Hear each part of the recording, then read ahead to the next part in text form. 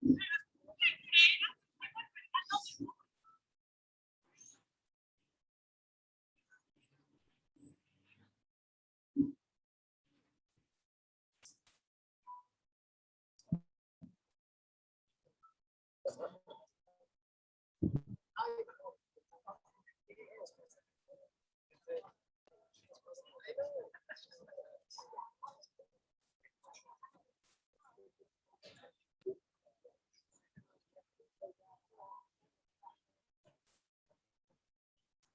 afternoon, everybody. We'll get started in about 5 minutes. Thank you all for being here. Grab your seats, and we'll get started in just a second.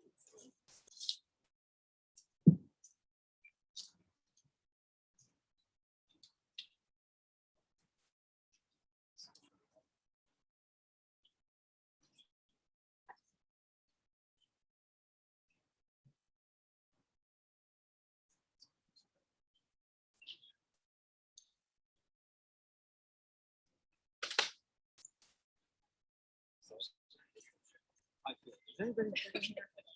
No, you're sitting. I'm getting it for the. This is sort of a. That's even better. Yeah.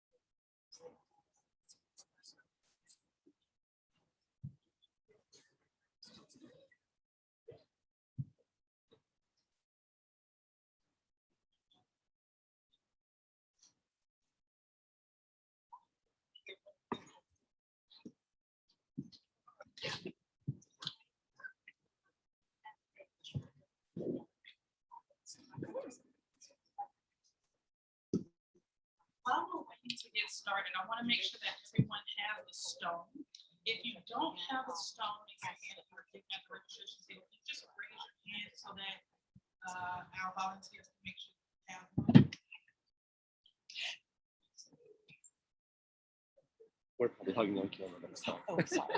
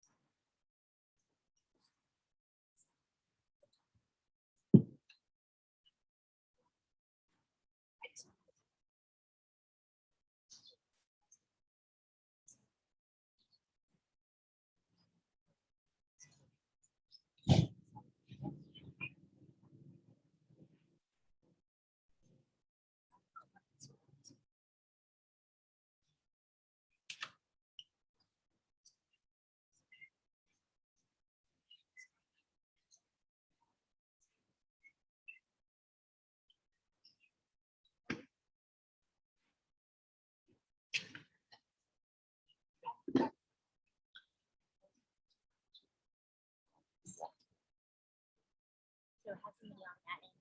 There's a long thing back.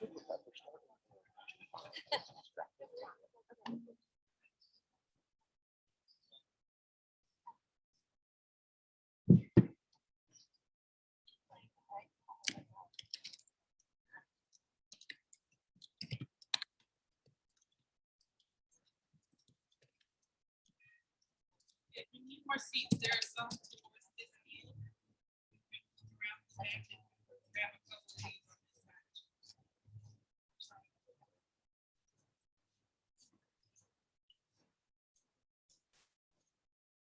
How you doing, man? How are you? Good.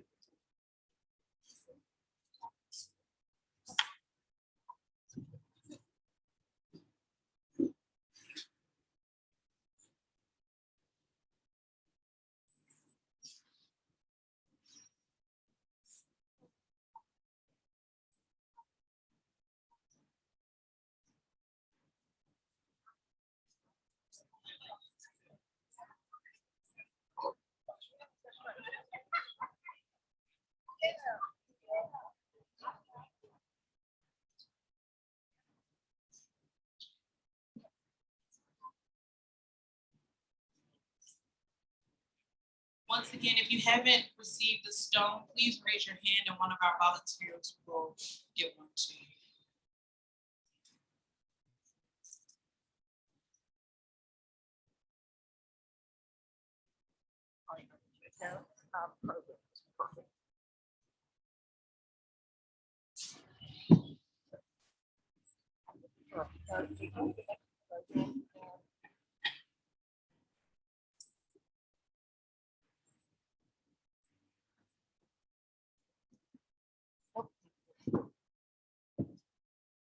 There's no more programs.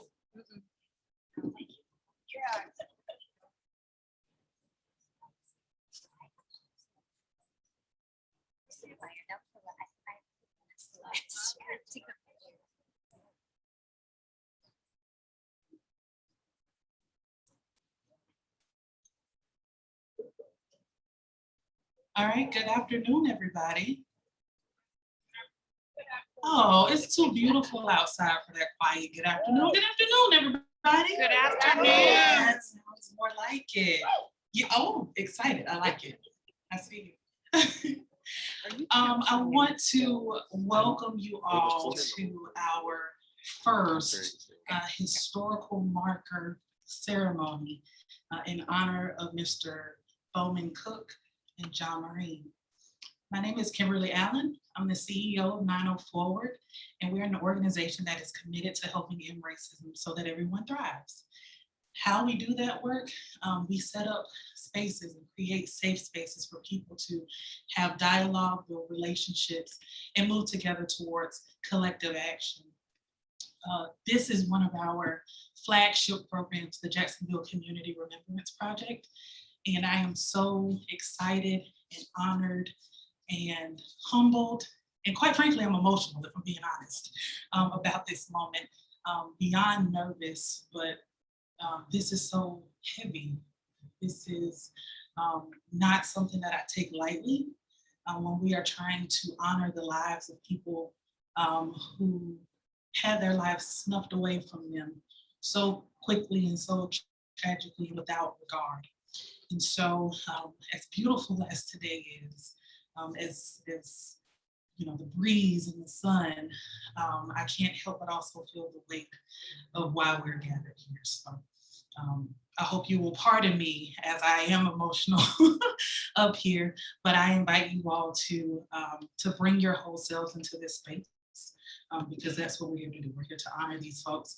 And in our collective power and energy, we're here to do a great thing. I want to thank the board of 904, which is chaired by Tracy Towsey. She's here in the front, and Lynn Sherman, who is also our vice chair and also a co-chair of the Jacksonville Community Remembrance Project.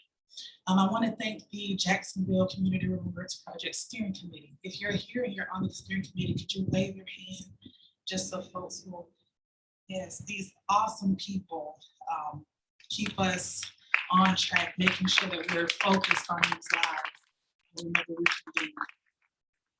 The awesome historical marker subcommittee who really worked hard and made sure that we did not forget the focus of today. And so thank you to that subcommittee. Some of them are joining us online and some are here in person. And then I want to thank our volunteers, those folks in the bright orange shirts. If you wave your hands, volunteers, we want to thank you all for being here today and for setting us up, getting everybody parked. They live in their orange shirt, child. Yes. We love them. We love them. I also want to thank our staff, Regina Newkirk-Rucci and Whitney Touchton, who is running tech. Regina and Whitney is here on the side. So thanks to the staff who have worked hard to get us to this point. And then we have present with us elected officials. If you are an elected official, would you please stand so that we can recognize you? And thank you for serving with us. Thank you so much for being here. We also have a few folks who are running for office. I just ask that you stand as well. Thank you for your interest in serving our community. Thank you. And last but certainly not least, if you are a military veteran or current military personnel, if you would stand and be recognized as well.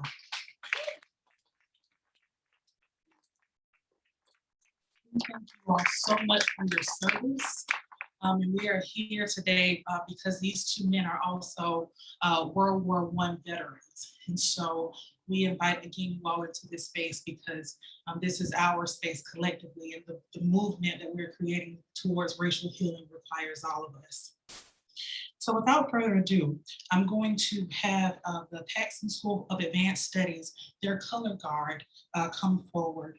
And then we're going to have the national anthem by Matthew Johnson, a finalist on The Voice in 2018.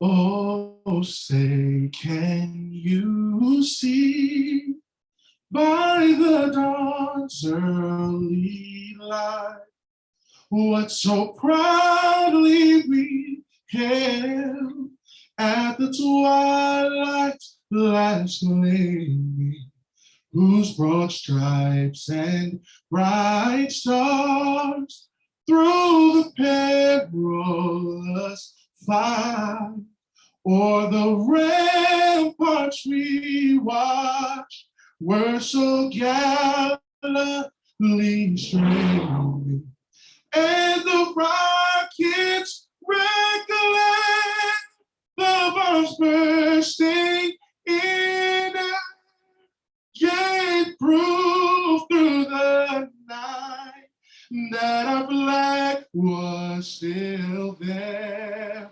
Oh, say does that star-spangled banner yet wave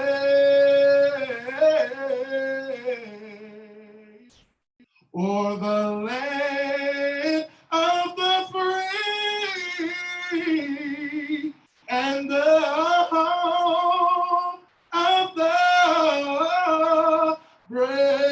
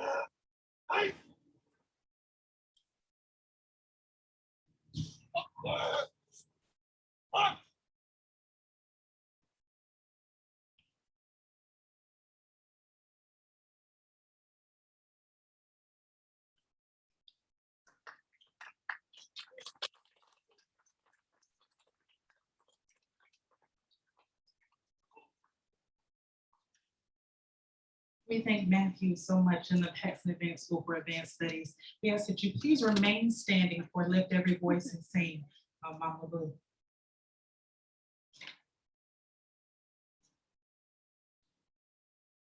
The lyrics are in the program as we are gonna sing when she tells us to.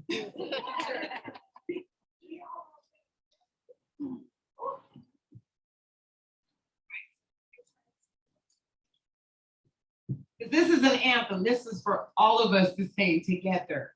So if you would please join me in singing. Lift every voice and sing till earth and heaven ring with the harmonies of liberty. Let our rejoicing rise high as the listening sky. Let us resound loud as the rolling sea. Sing a song full of the hope that the present has brought us.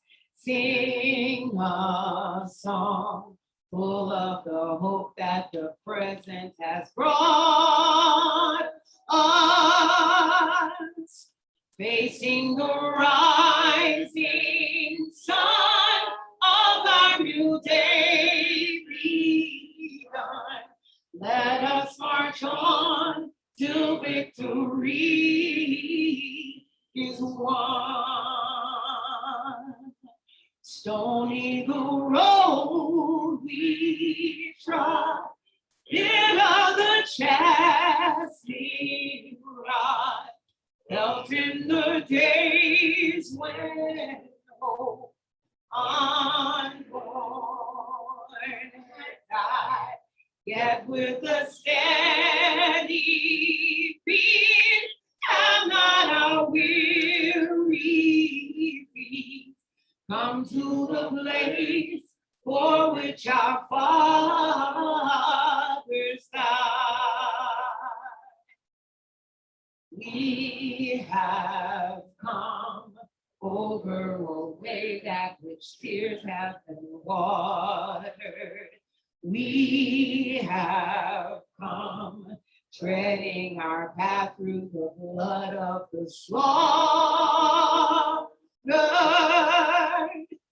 Out of the gloomy past till now we stand at last, where the white gleam of our bright star is cast.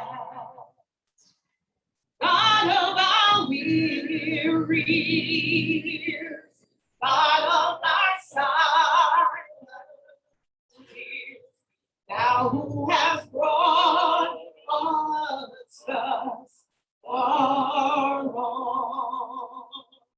the way, thou who hast by thy might led us into the light.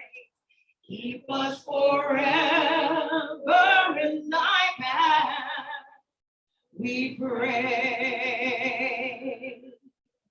Lest our feet stray from the places, our God, where we met thee.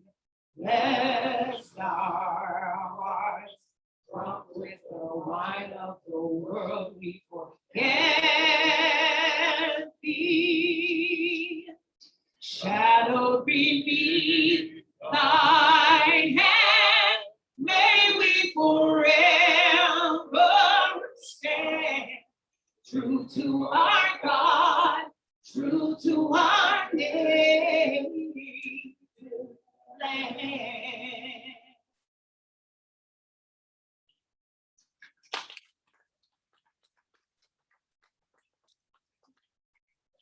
You may be seated. Thank you, Mama Blue. We will now have a few words in the invocation. by Reverend Raymond Coleman, who is also a Vietnam veteran.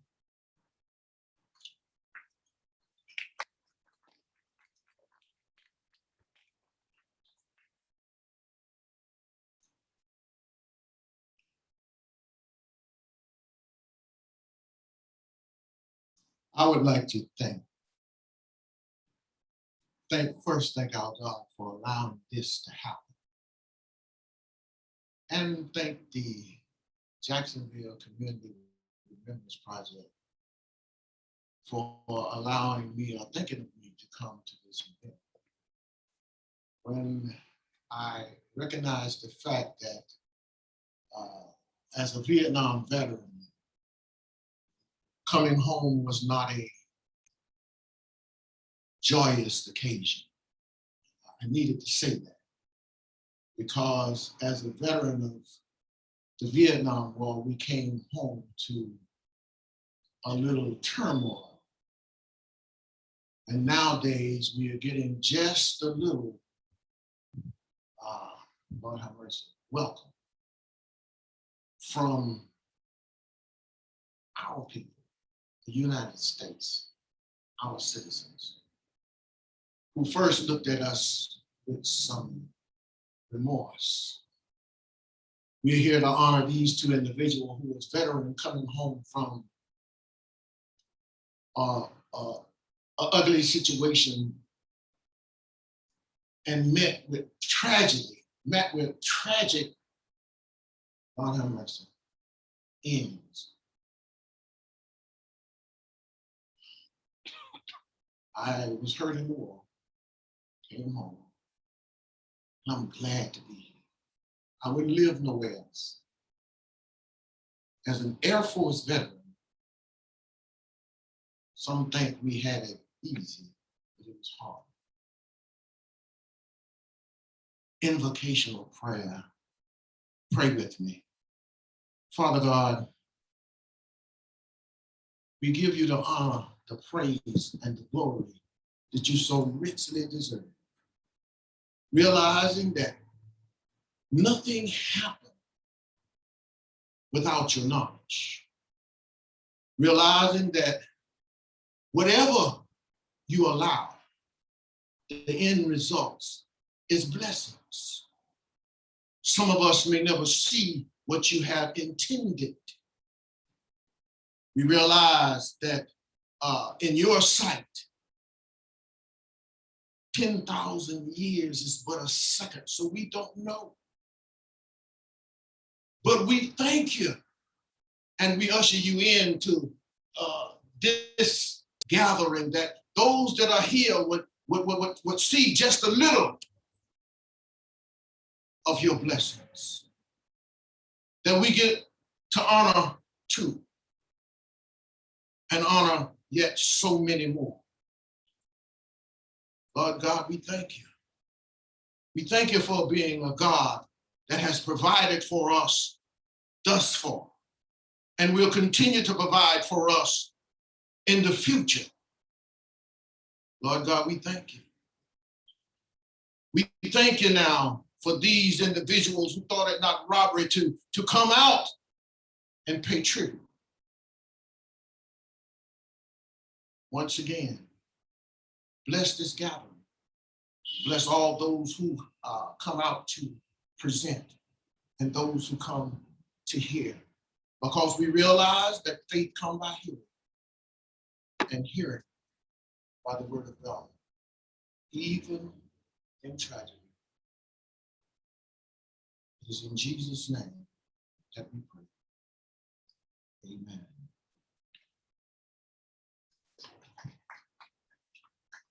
Thank you so much, Reverend Coleman. We will now have Sarah Crooks join us to share with you the meaning of the stones that you all have in your hands.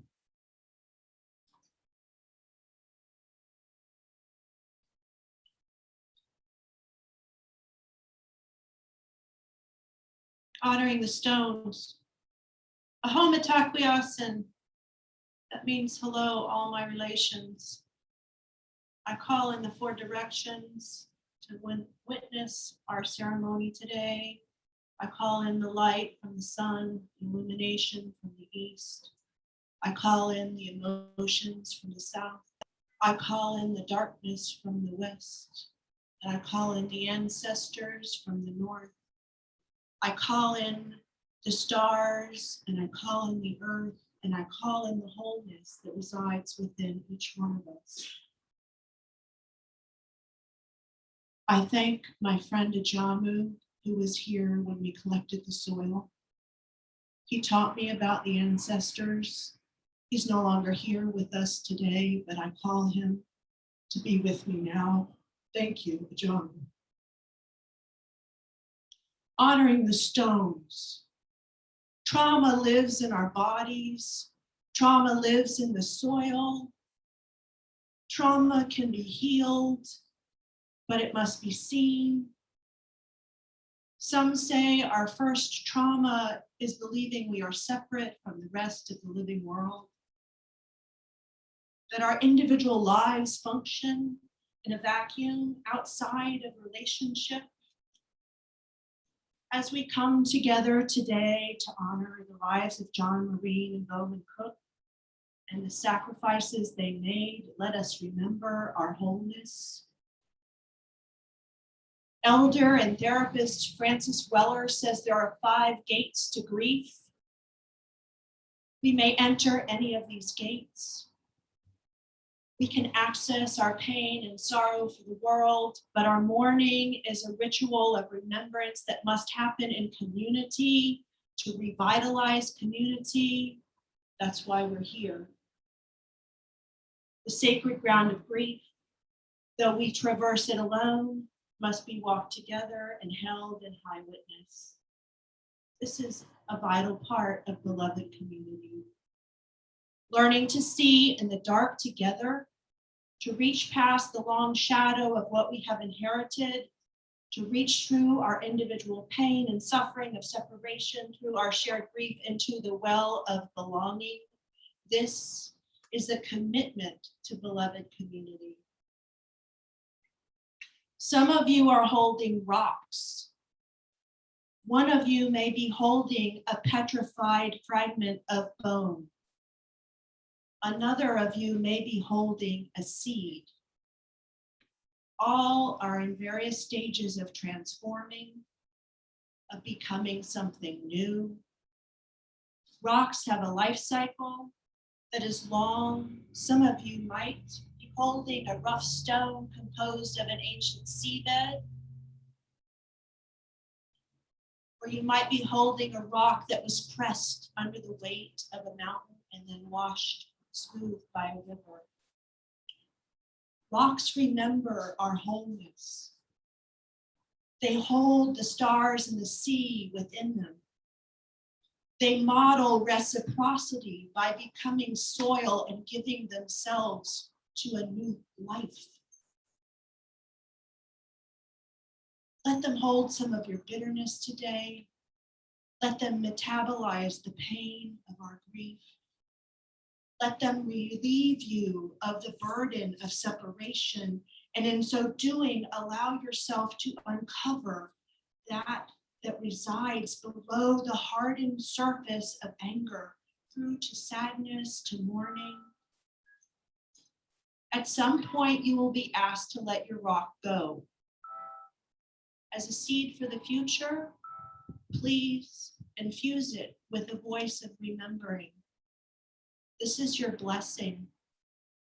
Each rock, as unique as each one of us, has a unique gift to give to the future. Each part to add to the harmony of the whole will be held in trust to be part of a living cairn of mourning as we continue this process. These are seeds. Hold them well. Thank you.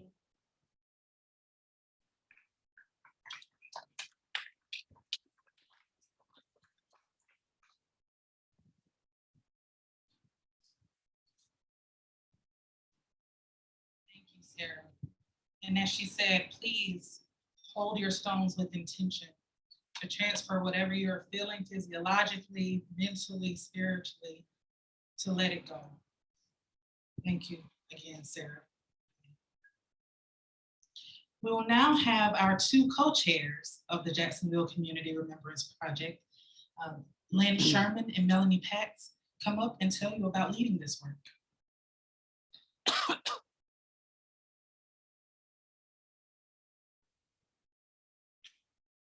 Who lives, who dies, and who tells your story? Jason and I recently saw the musical Hamilton, and the refrain of that last song struck me as I sat in the theater and thought about today's ceremony.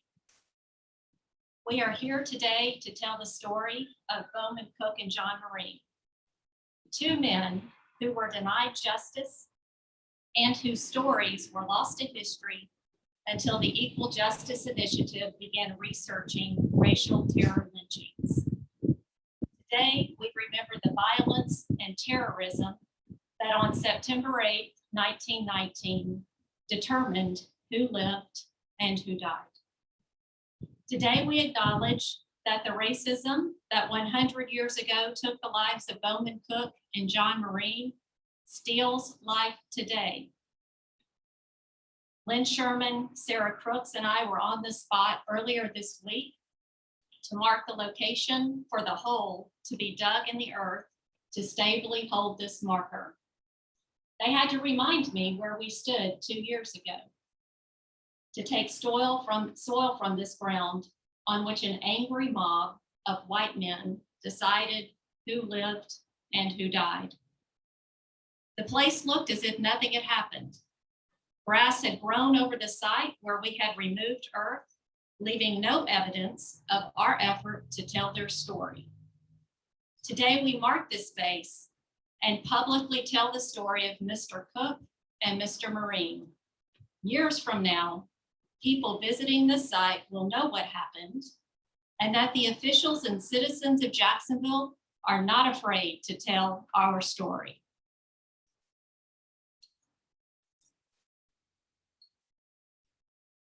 Good afternoon. Thanks for being here with us today. I'm Lynn Sherman, and my partner in crime, Melanie Patz, you've just met. To whom much is given, much is required. God has blessed us to do this work, and he continues to give Melanie and I, along with the other leaders of 904 Forward, the fortitude to continue to move forward this work of racial healing and reconciliation, for which I am honored to be doing. And as was stated earlier, it's not easy work. He has placed the Community Remembrance Project for Duval County in our hands, a white woman and a Black woman, to lead. That is no accident. A project that is intended to memorialize documented victims of racial violence and foster meaningful dialogue about race and justice. If not for us, if not us, then who? Maya Angelou once said, "History, despite its wrenching pain, cannot be unveiled, but if faced with courage, need not be lived again."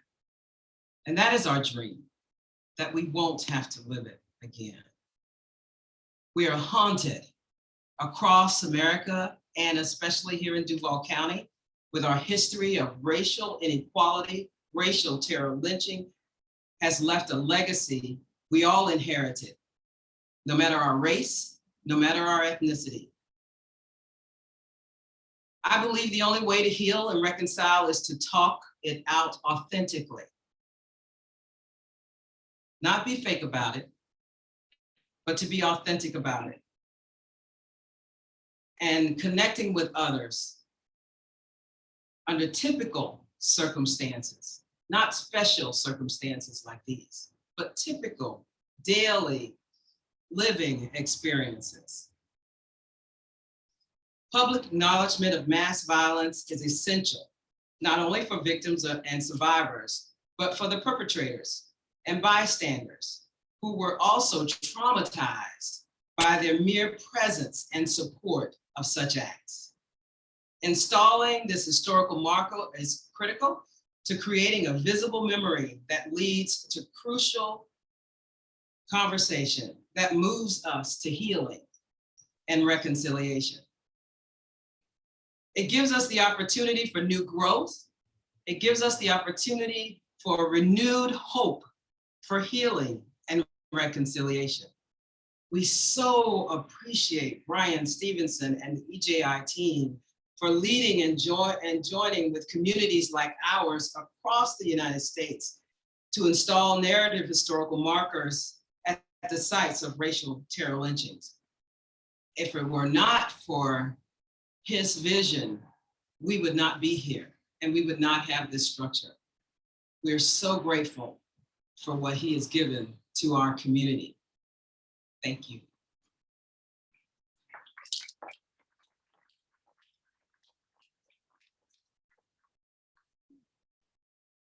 The moment you've all been waiting for.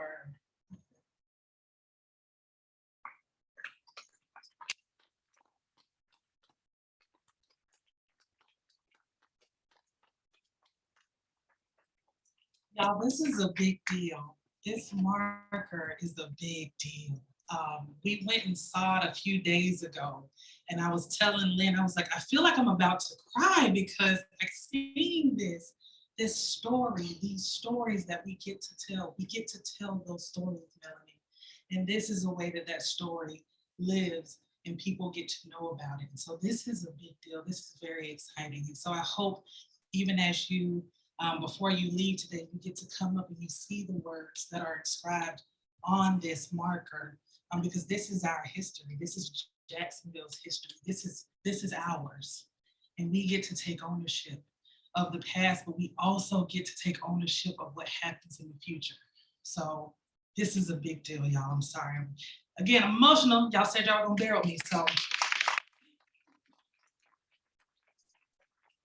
We have the Edward Waters University choir here with us today, and they are going to grace us with a musical selection. Please give them a round of applause as they come.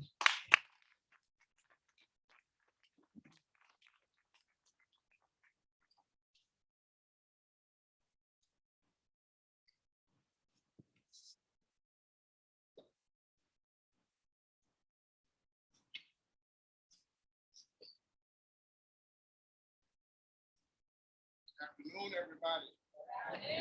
Our first selection will be Oh, Give Thanks, as this is truly a day to give thanks.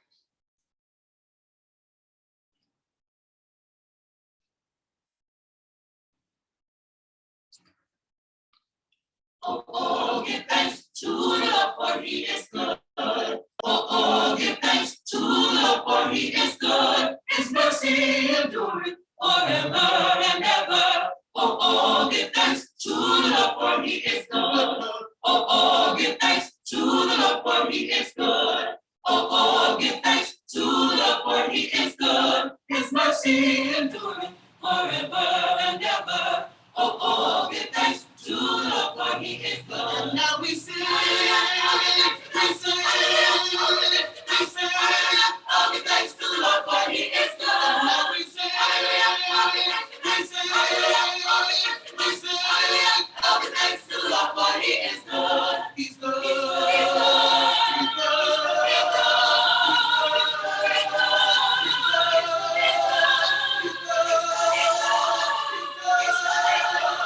Oh, oh, give thanks to the Lord, for he is good. He's good. He's good. He's good.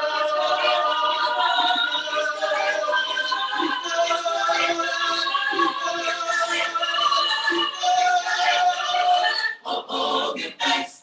Oh, oh, give thanks. Oh, oh, give thanks. Oh, oh, give thanks. Oh, oh, give thanks. Oh, oh, give thanks. Oh, oh, give thanks. Oh, oh, give thanks. Oh, oh, give thanks.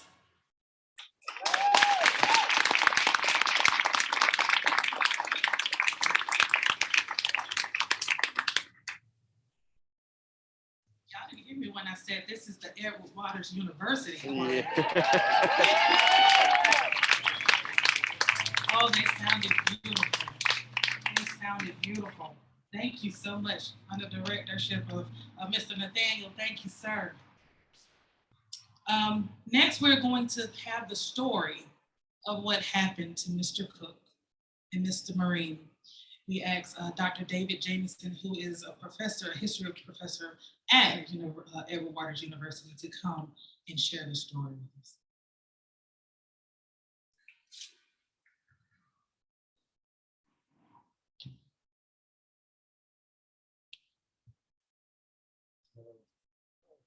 If you haven't done so now, please silence your phones. We'll see why in a minute. In September of 2019, I was first asked to tell the story of Bowman Cook and John Morine at the soil collection ceremony on the 100th anniversary of their lynching. And today I was asked to repeat that story. And I will, but with some reflection. When I gave what I felt were Bowman Cook and John Morine's eulogy that July, or that September rather, I paused for several seconds at the opening before I began speaking again.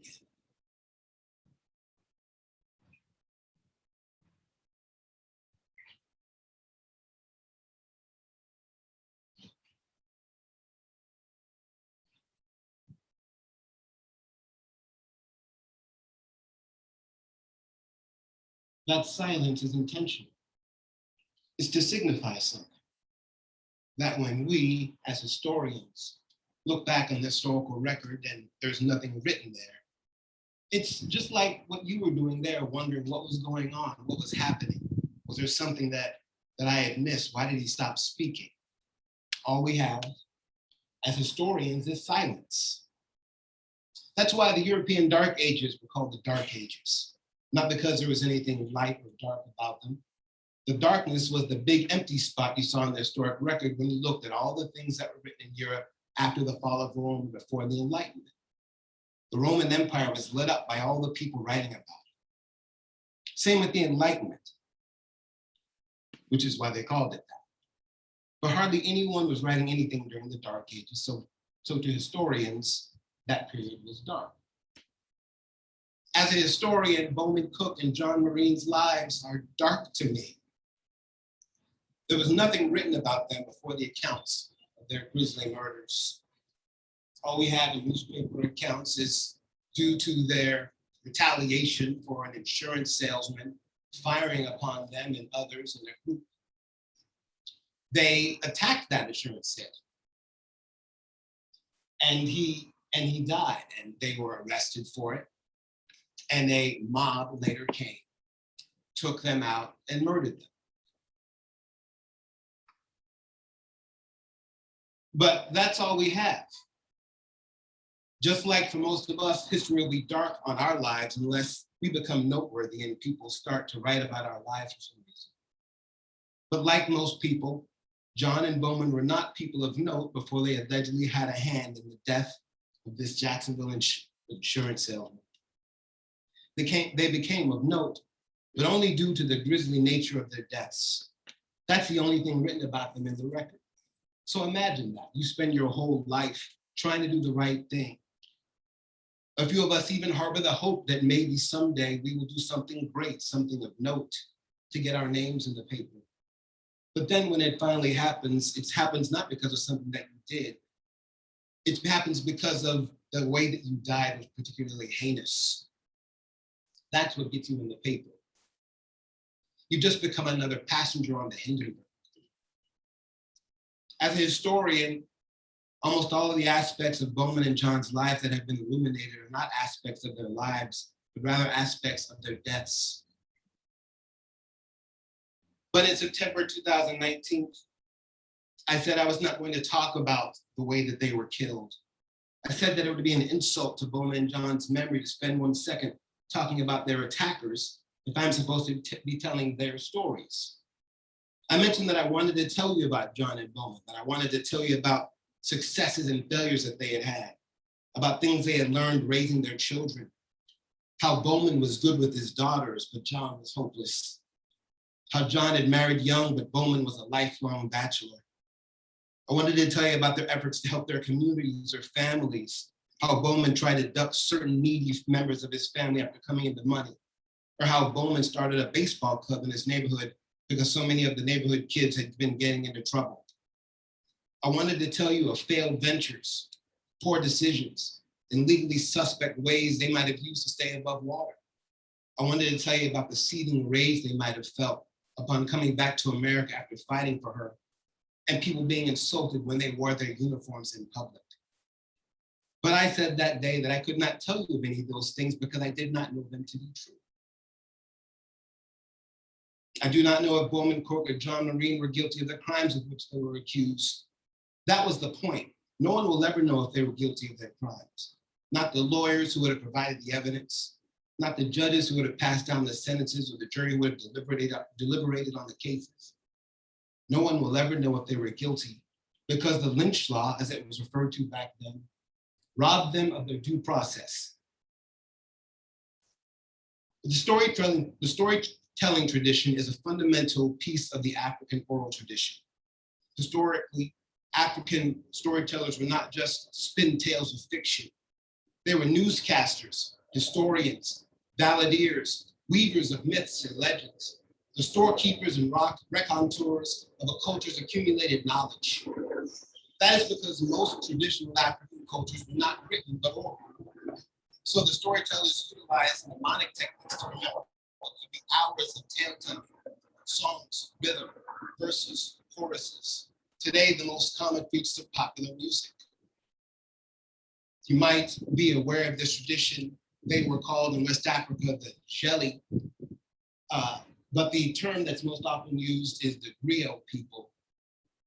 They would go around and, as I said before, weaving history with narrative, with storytelling to keep a community connected.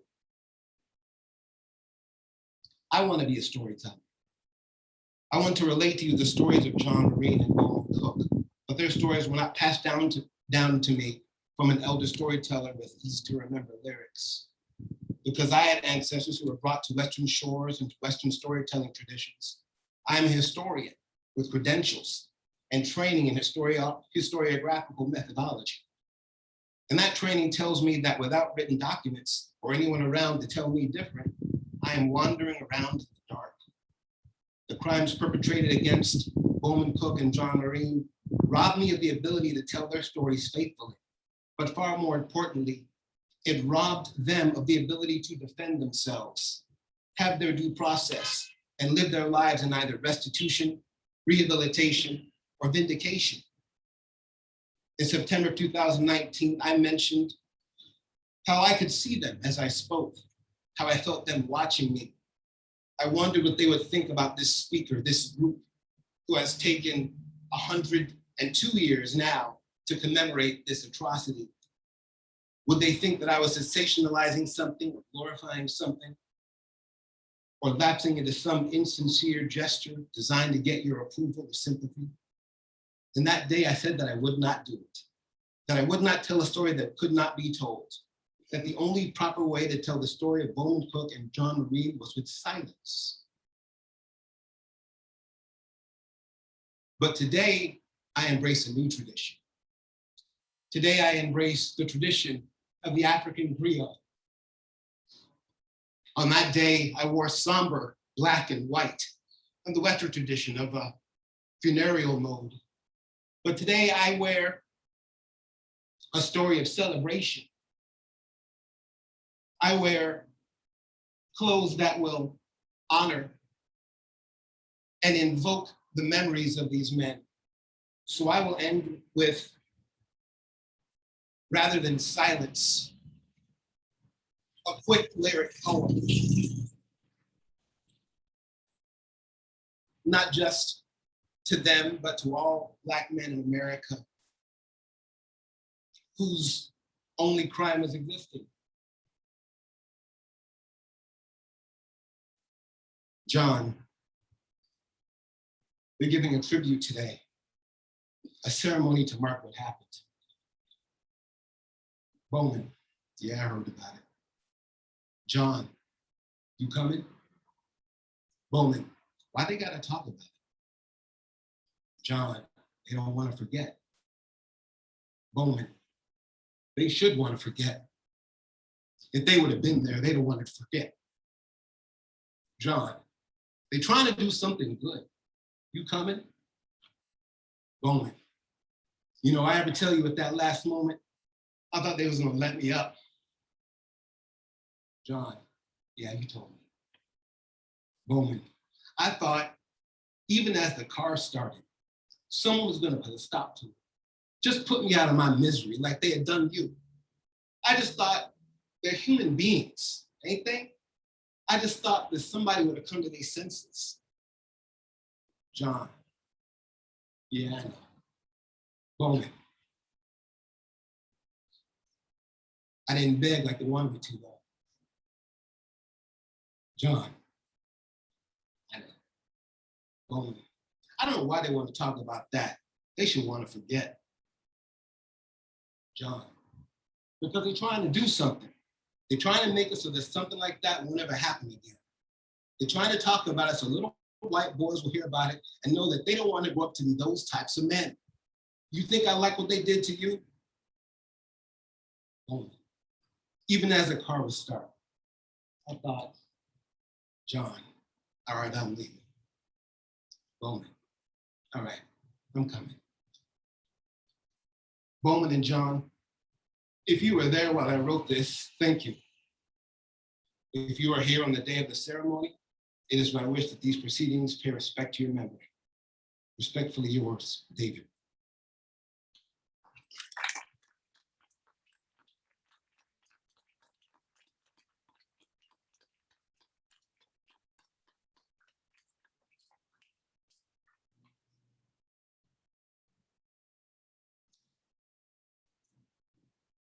Love Rain.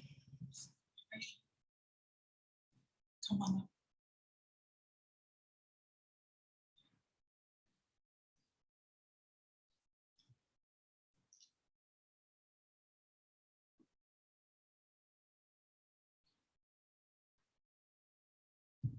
Can we just take that in?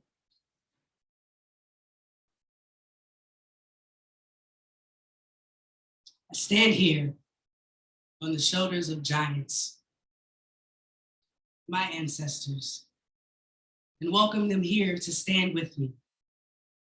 Serena Jenkins, Gussie Fisher, Shepard Johnson, Victoria Johnson, Lynn Diane Johnson, Donna Arlene Johnson, Wilson. By this time, 2021, 102 years later, I would think that Mr. Bowman Cook and Mr. John Morine envisioned a different moment in time. Something I'm sure they couldn't see clearly at the time, but there had to be moments beyond that one. One where lynching parties no longer existed and the persistent haunting of anyone who wasn't white resisted. I'm sure they didn't wake up thinking that they would die that day. I'm sure Emmett Till didn't either. And far too many others I don't have the heart to name. They all hurt the same. Different story, same outcome. Different victim, same bullies. Do you fully understand that we've been fighting the same war forever? Writing the same letters to the same oppressors, afraid for us to find out who we really are. How many more scars? How many stories will go untold? Do you remember them all? Do you remember Sandra Bland? Do you remember Philando Castile? Do you remember Amadou Diallo? Do you remember Tamir Rice? Do you remember James Byrd Jr.? Do you remember Breonna Taylor? Do you remember Elijah McClain and George Floyd?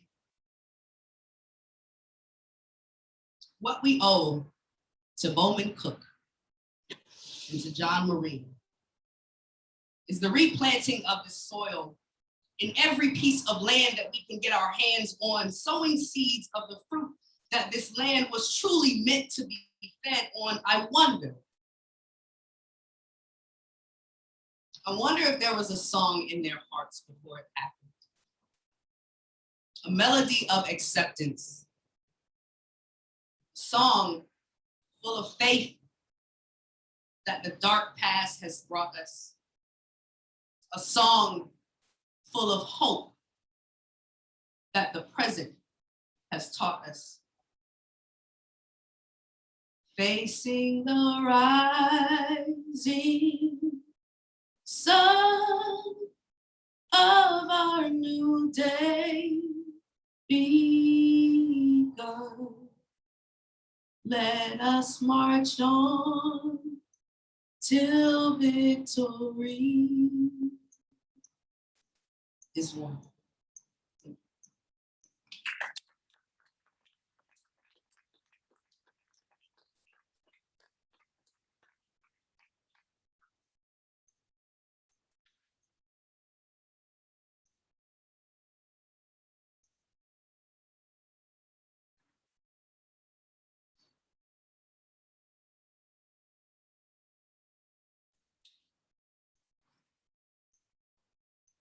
I hope that y'all are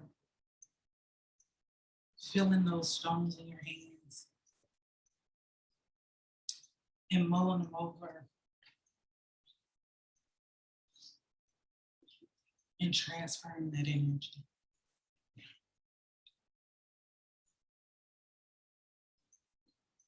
Dr. Parthez Ahmed is going to come.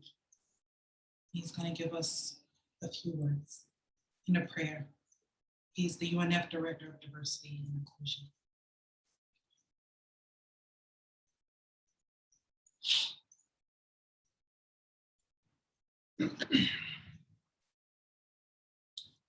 Good afternoon.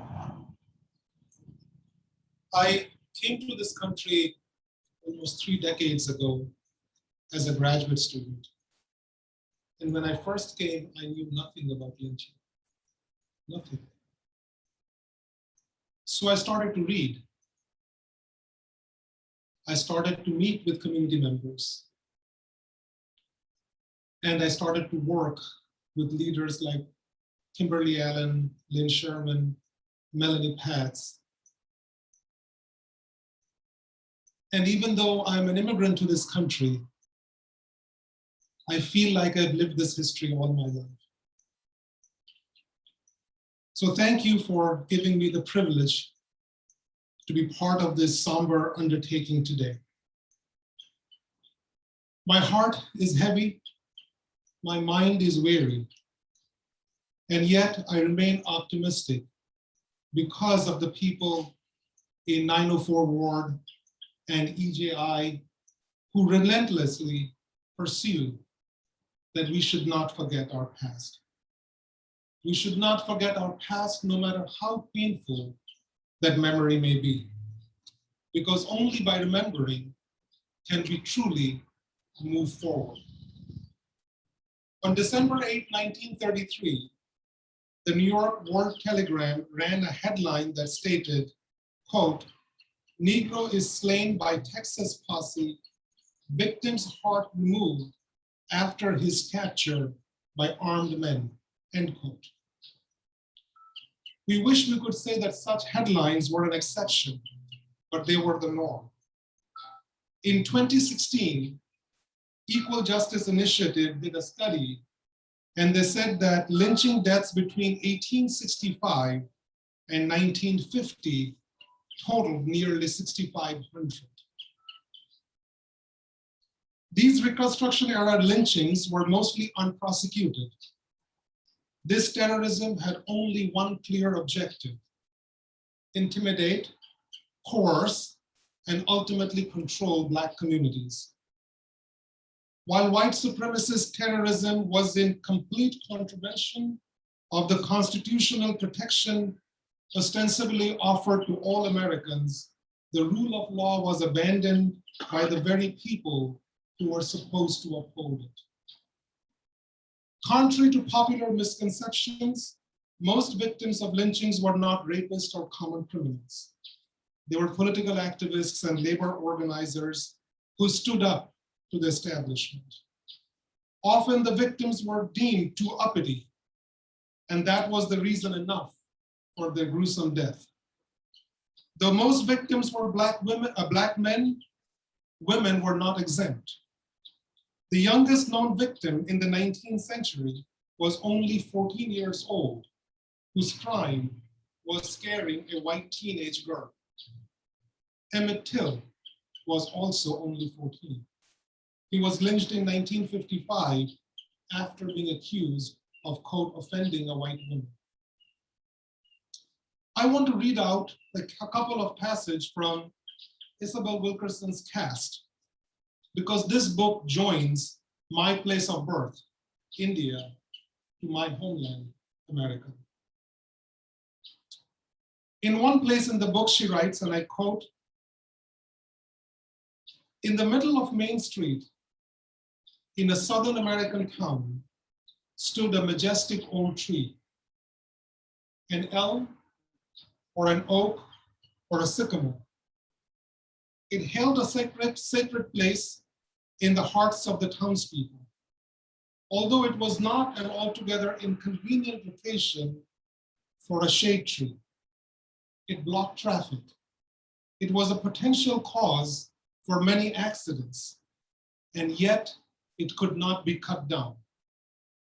It was the lynching tree, and it was performing its duty to perpetually and eternally remind the Black townspeople who among them had been last hanged from its limbs and who could be next. The tree was waiting for its appointed hour, and the white townspeople were willing to risk inconvenience, injury, and death even to themselves to keep the tree and the subordinated caste in that place." The next passage from the book haunts me. Lynchings were part carnival, part torture chamber, and attracted thousands of onlookers who collectively became accomplices to public sadism. Photographers were tipped off in advance and installed portable printing presses at the lynching sites to sell to lynchers and onlookers like photographs at a prom. People mailed postcards of severed, half-burned head of Will James atop a pole in Cairo, Illinois in 1907. They sent postcards of burnt torsos. Some people framed the lynching photographs with the locks of victims' hair. This was singularly American. Even the Nazis did not stoop to selling souvenirs of Auschwitz.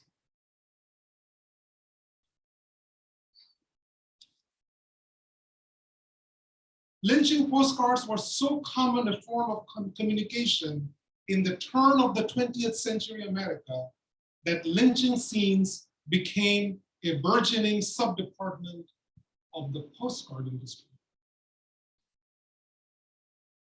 Fast forward to today.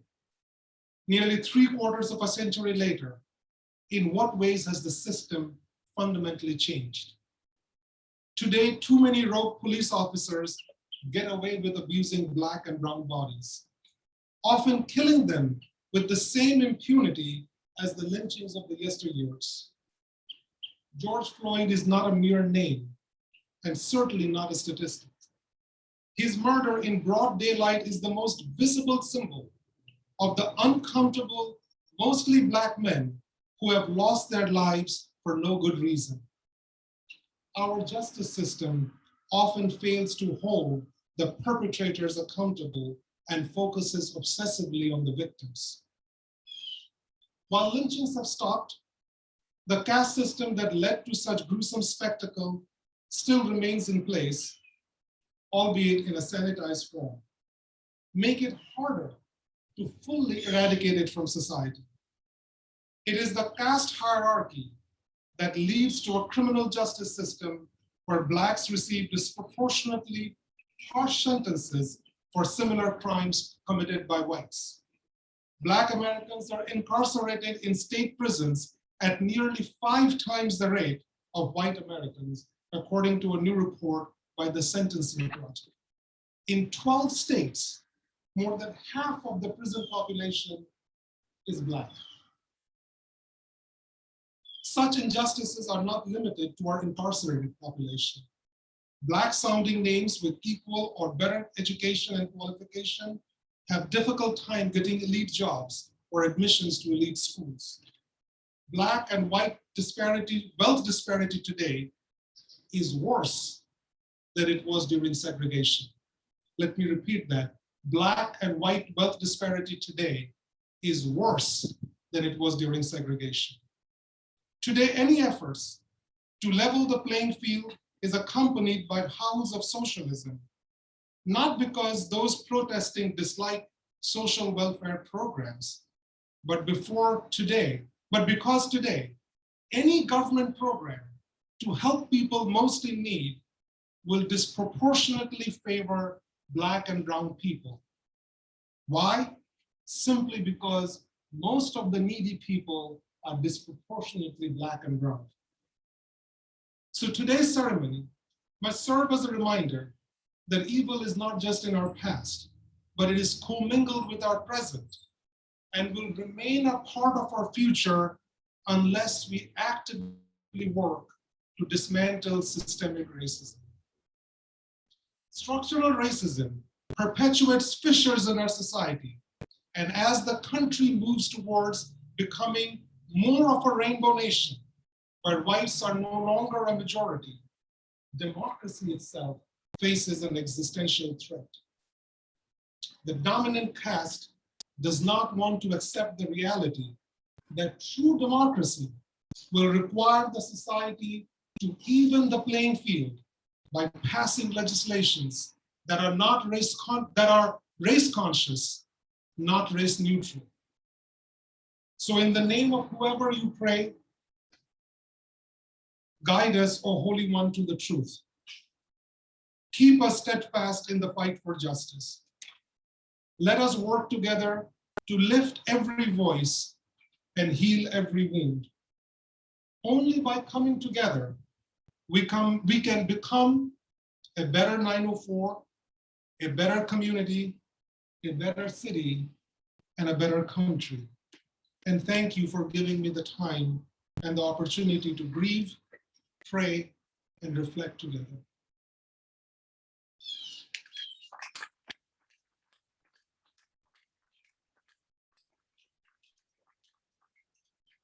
Thank you, Dr. Ahmed.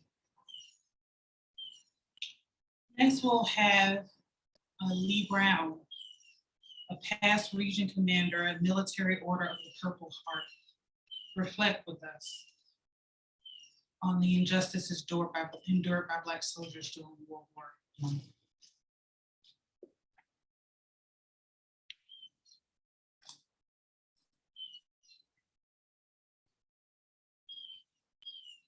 Good afternoon. We are now standing on hallowed ground, not because of the terror that was perpetrated here, but despite it. Not because of how Mr. Cook and Mr. Morine died, but rather how they served. In order to fully understand the things that led to these 2 young men being lynched here, we must understand what life was like for Black soldiers during the First World War. When America realized it was going to be embroiled in World War I, the War Department realized they had a problem. They only had 125,000 men serving, which would not be enough to ensure victory. Yet, they continued to turn away Black men who were willing and eager to serve. It was in 1917 that Congress passed the Selective Service Act, which required all men between the ages of 21 and 31 to register for the draft. But before that act was passed, Black men were joining the military in droves. This was their chance to prove themselves worthy to their communities and largely to white America. Remember, this was only 49 years after the end of the Civil War. But the draft process was also discriminatory. But in this instance, it was reverse discrimination. Black draftees were asked to tear off one corner of their draft cards so that they could be easily identified and enlisted separately. Now, instead of turning Blacks away, they were enlisting them at a higher rate than their white counterparts. But in the South, it was not uncommon for postal workers to withhold the draft cards of eligible Black men and then have them arrested as draft dodgers. Amid a world war, when America needed men to fight, it still found a way to marginalize Black men who wanted to defend their country. Black men who fought in defense of this country did so for several reasons. Some for patriotism, others to prove their worthiness of equal treatment in the US, and yet others to show their loyalty. But the overarching reason, the commonality that they all shared, was for respect. Black American service during World War I was limited. While more than 350,000 Black men served, their service was limited to segregated units. Those that saw action served in either the 9th or the 10th Cavalry Regiments or the 24th or 25th Infantry Regiments. The bulk of Black men who served were relegated to perform non-combat jobs such as cooks and laborers. When Black men were called to fight, they served alongside French soldiers fighting the Germans. Let me reiterate this important point. They served alongside French soldiers.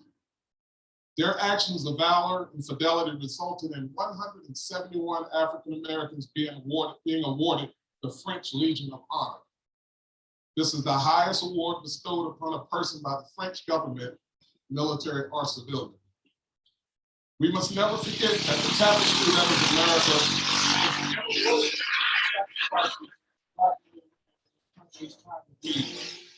their spilled blood fills the cup from which we drink today. Black men and women have borne the battle each time America is called. Every American man and woman who proudly wore the uniform of this country and those who proudly serve today share a commonality, that of duty, honor, and country. We have all pledged allegiance to the flag and promised to defend the Constitution against all enemies, both foreign and domestic. The code for Black veterans runs much deeper. We stand on the shoulders of men like Mr. Cook and Mr. Morine. Though 102 years have passed, we all serve for the same reasons as they: honor, loyalty, and above all, respect. The quest for that respect is realized today, here, on this spot, now hallowed ground. Thank you.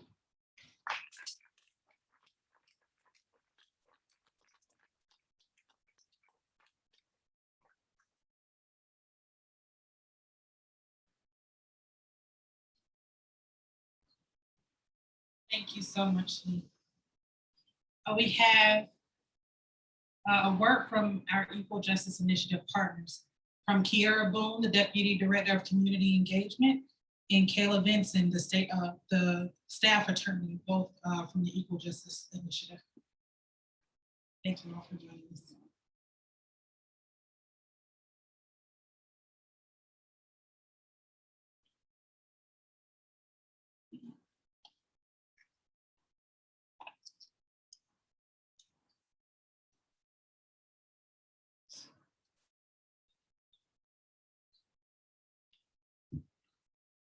Good afternoon, everyone.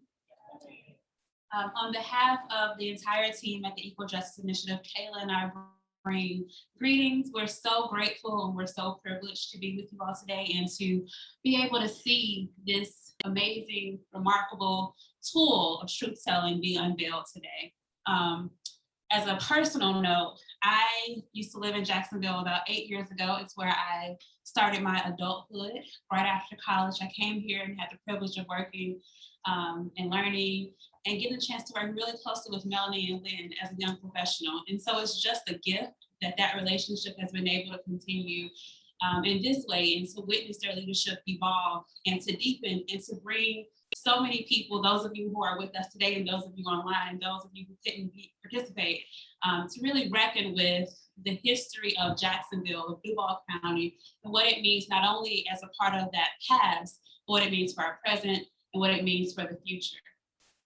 I just want to spend a few seconds talking a little bit about the Equal Justice Initiative, who we are, what we do, and to read the side 2 of the marker text that puts this lynching into national context, because I think it's really important that we not only are talking about this local story, but also fitting it into what has happened more broadly. And the remarks from the other speakers today have been so instrumental in our understanding of that. The Equal Justice Initiative is a nonprofit human rights organization that has been around for more than 3 decades, advocating for the poor, the disadvantaged, and the incarcerated. We started as an organization representing people on Alabama's death row, and sadly that work continues along with our work to represent children in the criminal justice system, to challenge inhumane conditions of confinement, and to really just work to end mass incarceration more broadly. It is through that work for nearly 3 decades that we began to see firsthand the ways in which our past is connected to our criminal legal system. Our team has spent decades going into courtrooms that are littered with Confederate monuments on the courthouse lines. We have spent decades going into prisons where we've seen Black men labor in fields that were once plantations. And so when we talk about why the past is relevant to the future, we feel it, we see it in our clients and the communities that we have the privilege of serving every day. And when we talk about the systemic injustice, we realize that in order to move that needle, we also have to acknowledge what has happened. We have to tell the truth about this past. As Kayla often says, we can't fix what we can't name. Just not steal your thunder right there. And for us, it means telling the truth, acknowledging it, writing it down, and confronting it and reckoning it. And one thing that our director says is it's not to punish America, it's not to punish these communities, it is to get us closer to freedom and liberation and healing. If we say we care about reconciliation, if we say we care about repair, if we say we care about justice, then we also have to care about doing the difficult work of truth telling, of acknowledgement, and actually implementing that repair. And we can talk about it until we're blue in the face about the criminal legal system, about all the injustices and disparities that we continue to see today, that we continue to see right here in Duval County, that we continue to see right here in Florida. But it also is connected to healthcare, to housing, to wealth disparities, all the ways in which we interact with society. And so when we talk about the memory and the legacy of these 2 men who were lynched in our community, it is important that we think about what is happening in our community today and what are we going to do to interrupt that. Lastly, before I read the language on the second side, it's just, we all like to think of ourselves as justice-oriented people, and that if we were alive during slavery, we would have been right behind Harriet Tubman, fighting for freedom. We would have been abolitionists, not the ones who still think Black people were equal. If we were alive during lynching, we would have been writing alongside Ida B. Wells and W. Du Bois in the NAACP Crisis magazine. We've been fighting the good fight. We were alive when Dr. King and Rosa Parks and Reverend Abernathy were marching and protesting. We would have been right there. But what are you doing today?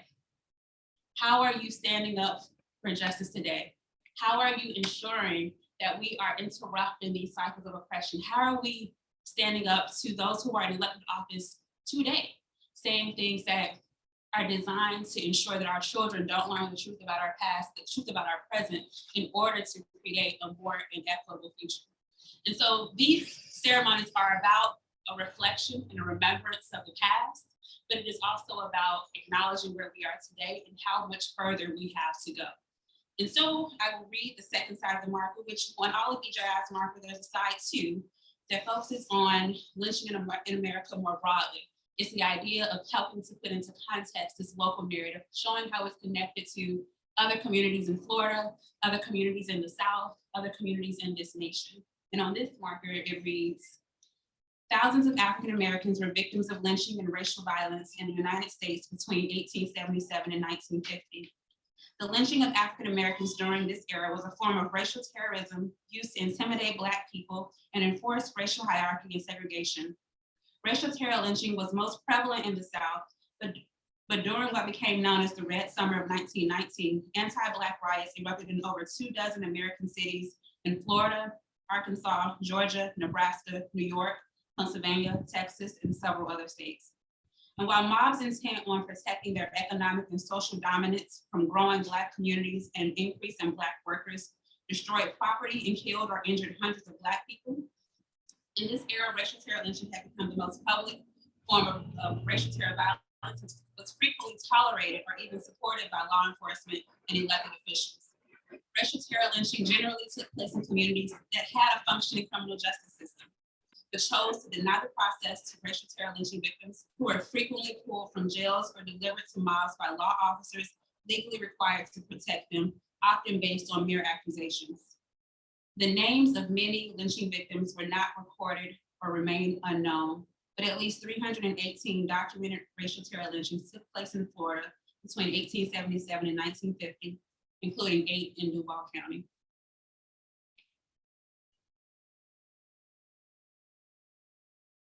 Thank you, Kiara. My name is Kayla Vincent, and I'm a staff attorney at EJI. And I just want to talk a little bit more about how we see this work as being connected to the work that we do day to day for our clients. So we did not come to racial justice work in terms of memorialization as historians.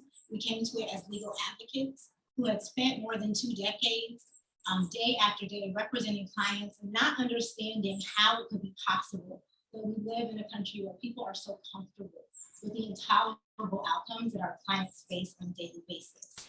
And one of those clients who we represented early on was a man named Herbert Richardson, who had enlisted in the US military as a young man, 18 years old, and was deployed to the Vietnam War. When he returned, like many veterans of Vietnam, he had developed PTSD and other psychiatric illnesses that led to a tragic incident where a young girl lost her life. An incident for which Mr. Richardson was incredibly remorseful, where he had no intent, it was an accident, and he always expressed his regret about what took place. And yet in the state of Alabama, prosecutors prosecuted him for capital murder, which requires that a person have the intent to kill. And after he was found guilty by an all-white jury, Mr. Richardson was executed. And when I think about what it means for prosecutors to understand the circumstances around Mr. Richardson's life, his deployment in Vietnam, the impact that had on his mental health, and then ultimately to charge him with capital murder, the only way they could have believed that he had intended to kill this young woman was if they believed that Black people are inherently dangerous.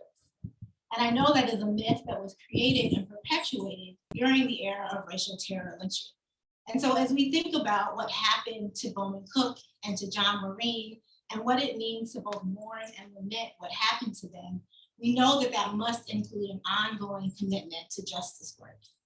Because in the summer of 1919, those 2 men, along with the Black community here in Jacksonville, were determined that their service would mean something. They were determined that fighting for democracy abroad must demand democracy at home. And when Black taxi cab drivers were reporting being abused and mistreated, the city officials and law enforcement did not marshal their power to defend those taxi drivers. Instead, they left Black cab drivers vulnerable to all kinds of violence. And that was the treatment that John Morine and Bowman Cook were challenging when they were criminalized and lynched. And so we know that they weren't targeted because of an alleged crime, right? But rather that a narrative of Black criminality was invoked in order to justify a violent act of white domination.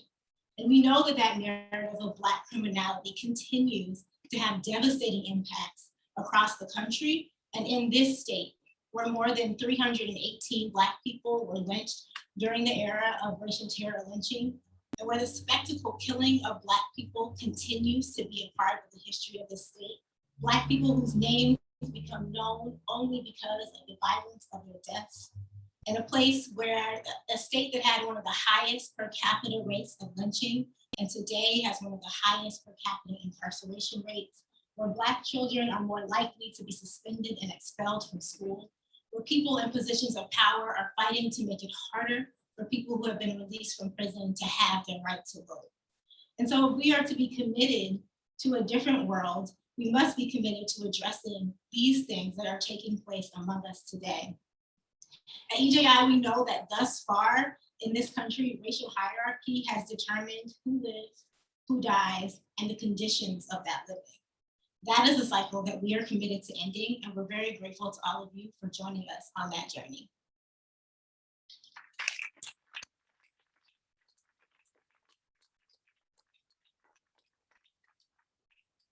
Thank you, ladies, for coming here from Alabama to be with us on today. So we're going to welcome back the Edward Waters University Choir, the Edward Waters University Choir. And those stones that you've been holding, you'll see a volunteer with their orange shirts come around to gather those. So as they're singing, you're releasing your stones. Just reflect and listen to the words that they sing. Pay attention to the feelings that we're letting go and we're releasing in those stones.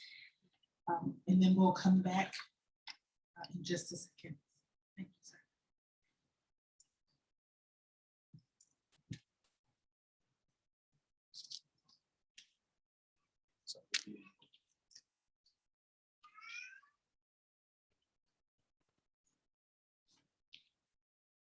What a friend we have in Jesus. All our sins and griefs to bear.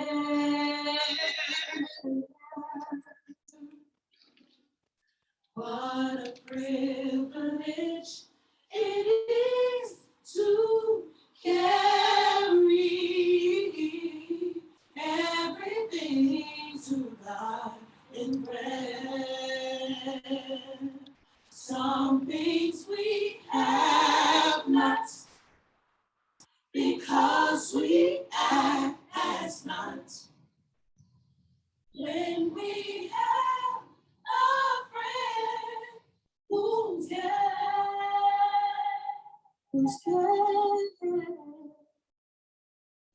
we should never be discouraged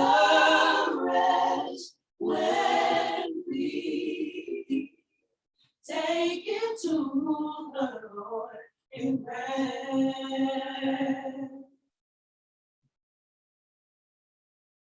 When you're weak and heavy laden, comfort with the load again.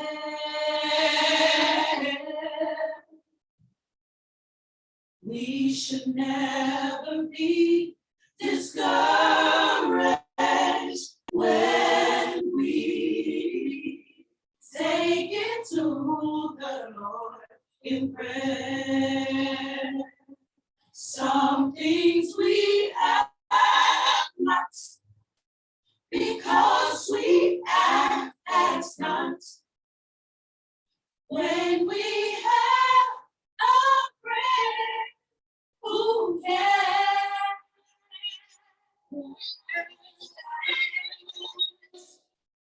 oh, what peace we often forfeit. Oh, what needless nights we bear.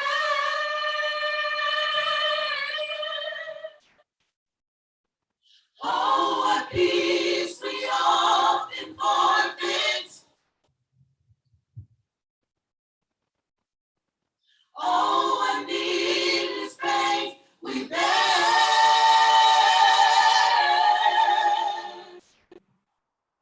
Oh, what peace we often forfeit.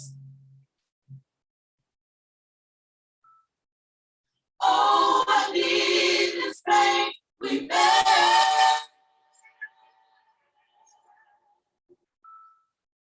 We should never be discouraged when we take it to the Lord in prayer. Ooh.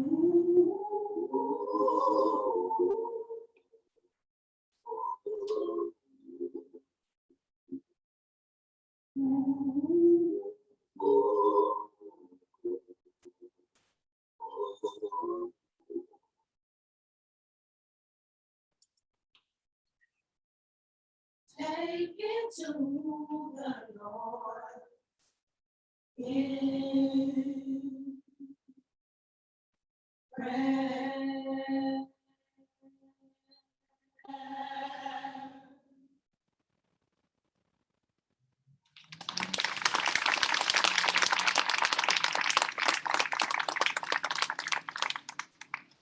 Thank you so much for that wonderful selection. We'll have what the community should know and do from retired Judge Pauline Drake, followed by remarks of the District 7 City Councilman, Councilman Reginald Gaffney.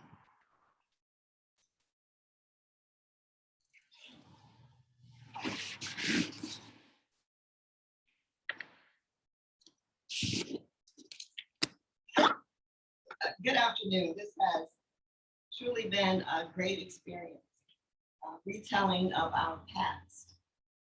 And I often think that sometimes we want to hide the past.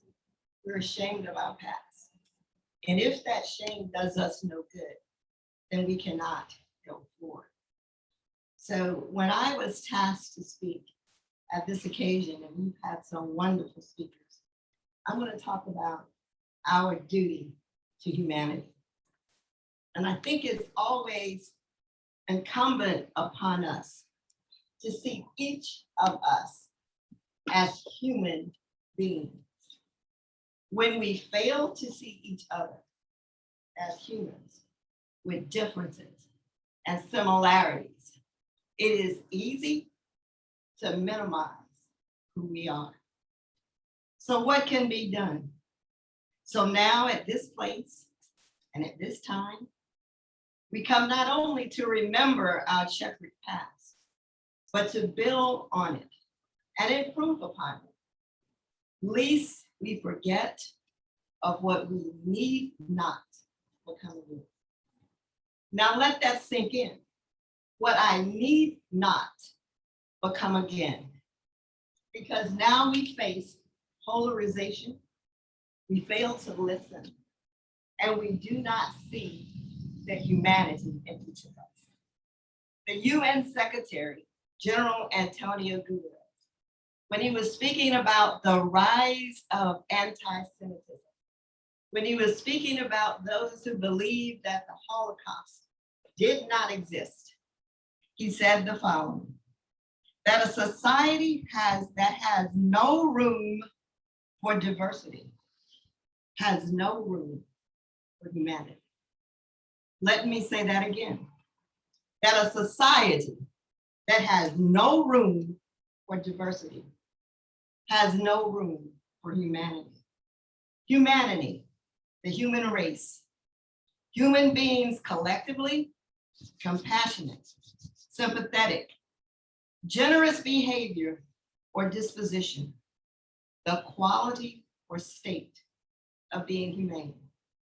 Talking about it is not enough. We need to actually engage people. Good people can no longer afford to do nothing, to remain silent, to go along with the status quo, and pretend that if they can look and ignore it, then perhaps this too will go away. We don't need to face situations with polarization because polarization leads to intolerance. We don't need to spew hatred when we have an alternative to speak love. Want to combat violence? Then stop raiding neighborhoods of its resources. You can't close schools, libraries, and businesses and run highways through existing neighborhoods without community input that builds distrust and destroys people, and then not be accountable. What this says is you don't matter. Your contributions are not valuable, and your humanity does not matter. I mentor several young women in underserved communities. And this past year, I mentored a young woman from Morine High School. I went to the graduation. What did I see? A woman sitting in front of me cried as her daughter walked across the stage. And maybe the shouts and screams screams of joy were not dignified, but I could see the challenges on her face. When her son looked at her and said, "Mama, are you all right?" You see, the fight for recognition begins with acknowledgement. You have to recognize that human qualities and acknowledge on this level that although we may be different, we are very much the same. We feel, we want the best for our children. And we want to be recognized as human beings with thoughts, feelings, and emotions. So I decided that perhaps I would give you an acronym for humanity and a plan for improvement. H, remember we are all human beings created by God. Although we may look different, not one of us is capable of creating a man in perfect form. I do an exercise with my young girls in a workshop with young women, and I give them a piece of clay. And I say, I want you to construct a man. And they say, what? So they model and they make a man. And then I say, breathe on it. And they say, what? I said, because only God can give human breath. Who among us has the right to take that away? Unity. Unity without party affiliation. I don't know about you, but I don't think that God has a place in heaven for the Republicans, Democrats, and the Independents. There are some things that we ought to be able to do simply because it's the right thing to do. We must be more than promise makers. We must be promise keepers. M, manage information responsibly. Some problems have existed for quite a while, and yet we still remain disconnected, disorganized, and distant. We need to use that information here to do better. Tears are good, but action shows really who we are. We also need aid. We need to acknowledge and reward improvement and change. There are several programs in inner city neighborhoods that some of us don't even know about. We are so distant and so disconnected because they don't look like us, they don't talk like us, they don't sound like us, and we are afraid because we have a built-in mentality that they're dangerous. I attended a graduation where students received full scholarships to go to college. But it doesn't stop there. We need to establish here in Jacksonville, Florida, programs and entities so that our gifted and talented students have a place to come home to. Not minimum wage jobs, but jobs that give them an incentive to contribute to the community. That's what we can do. We need to nurture and encourage whenever possible. We need to stop short-term programs. Our kids are in this for the long haul. We need to be directed and concentrated to follow these children from elementary school to high school. We need to understand the obstacles when you go back to your gated communities. And I'm not knocking gated communities because I live in one. But you need to get out of the house. You need to see that in some communities, they don't have green grass. They don't have a grocery store. The supermarket doesn't exist, so their dollar doesn't go as far. That's what we talk about, economic empowerment. We have to do it as well as think it. Another thing we need to do is identify ideas and not people. Have you ever been in a room or a meeting when it mattered more who proposed the idea than the idea itself? Or listen to someone repeat an idea and not get the opportunity to fulfill it? We need committed people. Maybe they weren't on another board, but it's the idea that counts. Ask the people in the communities. They have ideas, they have thoughts. They can tell you what it's like when no one listens to their voice and considers them hopeless. T, talent can be found in all neighborhoods. Togetherness, not separatism, is important.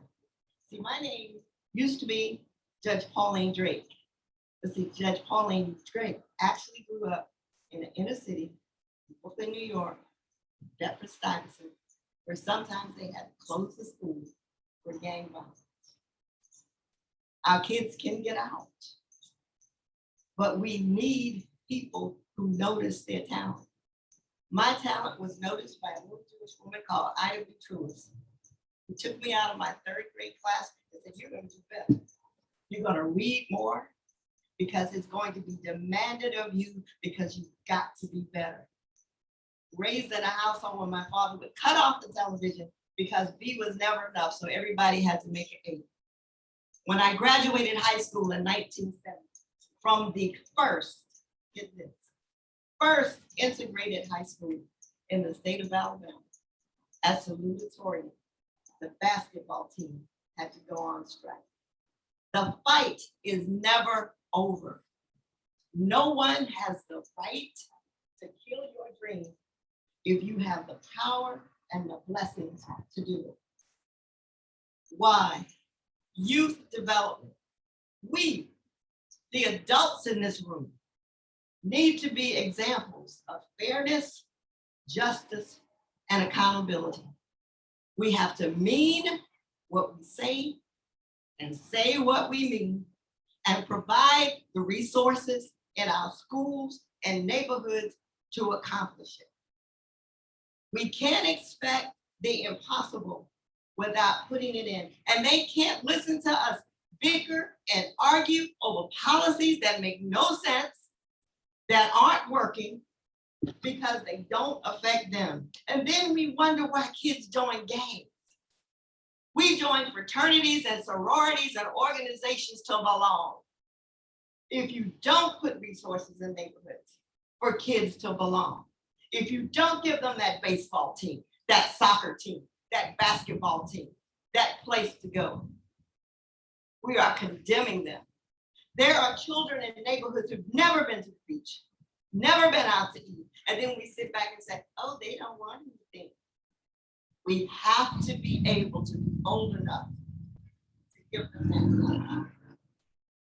And finally, my friend Melanie Platt said she went to see Hamilton. I did too. That was my birthday celebration. There is a song which begins, I want to be in the room when it happens, in the room when it happens. Folks, voting puts us in the room.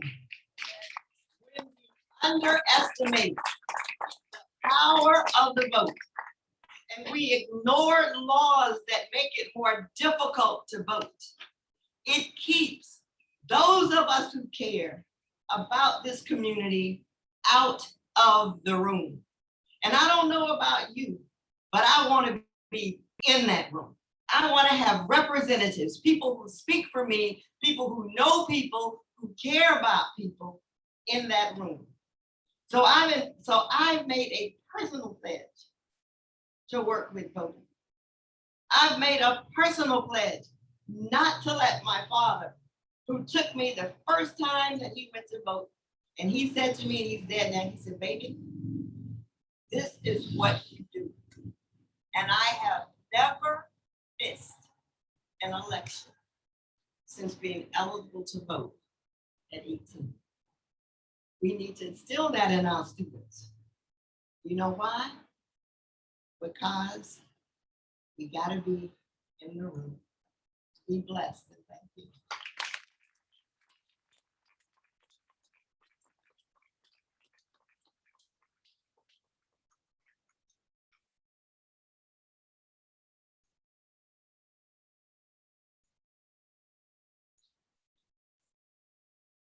Good evening. I hate going behind Judge Drake. I think out of the 10 years I've known her, once or twice I had an opportunity to go behind her and she was always on point. So thank you for those words, because I hope we all walk away understanding that we still have a lot of work to do. But before I do some comments here, I had at least one of my colleagues, Councilman Al Ferrara, wave your hand again. And thank you so much for coming. And then I walked in with School Board Rep Warren Jones. Wave your hand, and I see State Rep Tracy Davis there. So you do have some of us in the room. And we got ears. We at the table. And so we can help make a difference.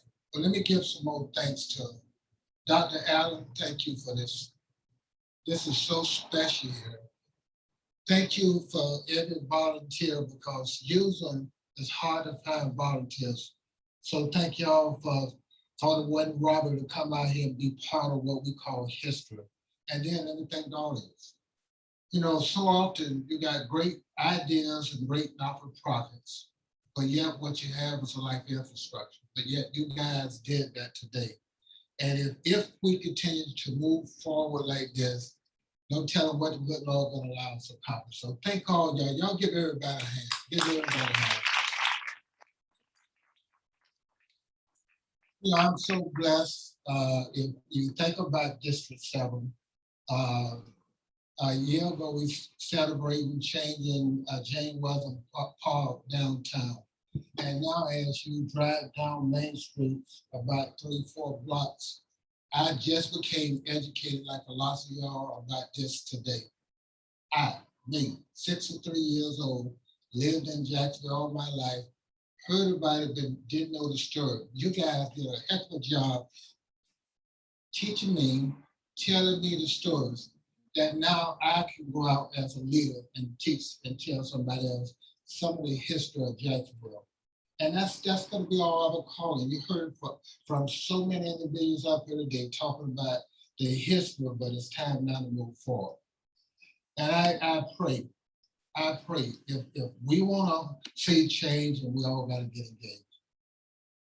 Get engaged is just knocking on your neighbor door to your right and left, saying, how can we make Jacksonville, how can we make America a better place? And you just begin that today, because you hear that means God touched your heart for a reason. He brought you here, and you probably, some of y'all like me, probably know what you were going to hear. You probably came to hear the story, or you probably came because you were glad that Jacksonville won, Jacksonville Jaguar won. You just wanted to get out of the house. But whatever reason you came today, you just heard a remarkable story. Now it's time for all of us to move forward as a city together. And as a leader, a city council leader, I'm glad my colleagues sitting over there.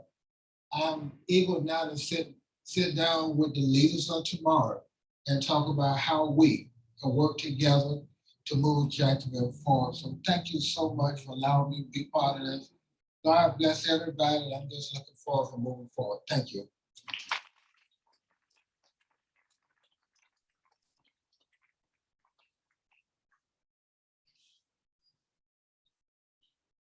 Judge almost had me singing Hamilton over there. I can't hear it out of my head now. Thank you so much, Judge Drake and Councilman Gaffney. This is the part where we can all, join together and take part in what happens next. And I'll tell you, I'm gonna be transparent here. I plan to call on the leaders of folks who are doing racial justice work to come here and form, this circle of healing for us. But I feel like Councilman Gaffney said it, like we're all here for a reason. And I think we're all here for the same reason, and that's healing. And so we're all gonna take part in that portion. And I wanna set up a couple of things before we do that, because I don't know about y'all, but today feels very different. This moment in time that we are in feels very different. And we have the opportunity to say that things are going to be different and do the work that is necessary to make things different. And we can do this. This does not have to be hard. We can confront racism head on, acknowledge our past, and still link arms and go forward and plan for a better future. We don't have to make this very difficult, but that starts with us being vulnerable. It starts with us telling the truth about who we are, what we know, where we've been, and where we want to go. We have that opportunity right here and right now. And being vulnerable does not make us weak. It makes us human. And that's the thing that we all want. That's what I want for these two men. That's what they wanted, to be recognized for the humans that they are, not for what you see, how they've been criminalized, but who they were as humans. That's what they wanted. And that's what I want more than anything going forward, is for all of us to see each other as humans. And you all have held those stones, you placed them here, they're around this marker. And we transfer that energy, right? That grieving process that Sarah talked about earlier. We are transferring that because we want to be better. We want to see the future of our children. Let's not leave for our children to do what we can do right now. We have that ability, y'all. I see it. I see it in all of us here because you're here. Those who are online, you're there because you believe that this is possible. There's no mistakes here. There's only room for collaboration and for growth and for healing. But we all got to take that step. And so I'll tell you quickly, Bowman Cook, as you heard, was unfortunately dragged from this area down to what is now James Weldon Johnson Park. And a few of us this summer, we took that walk. We walked our interpretation of that route, and it was hard. It was hot. It was steamy. It was uncomfortable. We had our stones in our hands. Those stones got aggravating at times. We didn't want to hold them. And then we came here and we exhaled together. That's what we did. We literally, similar to what you all did. And we wanted you all to take the walk with us. So we put a pin in it for now, but we'll come back to that. But because we wanted you to see and experience what that was like, and we were going to do it in a silent fashion. I'm going to bring Lynn up here to tell you about why we were going to do that in a silent fashion, but we just have an incredible opportunity here, y'all, and I don't want to let this go. I don't want to let this go. Come on, Lynn. I can stay up here all day.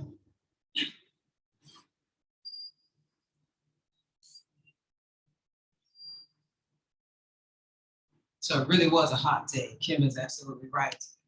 But as we were planning that, we stumbled upon a poem, actually, written by James Weldon Johnson that we were going to do this together and we were all going to walk in silence, but we all agreed as a committee that it was important for us to read this because what's in it is what's really, really, really important.